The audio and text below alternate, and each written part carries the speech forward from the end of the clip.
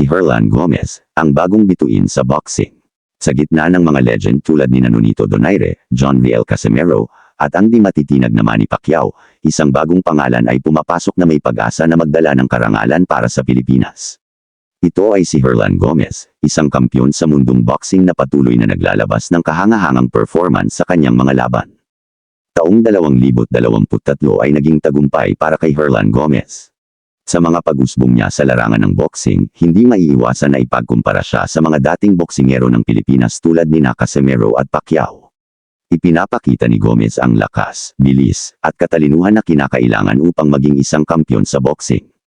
Sa kanyang mga laban hindi tumatagal Zelona ang kanyang mga kalaban, kalimitan sa unang round palang bagsak na ang kalaban.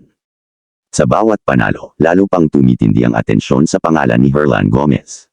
Ipinapakita niya na ang Pilipinas ay mayroong hindi lang mga boksingero ngunit mga kampyon na may matinding dedikasyon na magdala ng karangalan sa bansa. Sa paglipas ng mga panahon, baka siya na ang susunod na pangalan na makikilala sa buong mundo ng boxing. Kasunod sa yapak ng mga boksingero tulad ni Casimero at Pacquiao, tinitingala natin si Herlan Gomez, isang inspirasyon sa mga kabataang Pilipino na nagnanais na sumiklab sa larangan ng boxing, magiging isang bahagi ng kanyang kwento, ngunit ang kanyang tagumpay ay tila walang katapusang kwento ng pag-asa at pagsusumikap para sa bansa.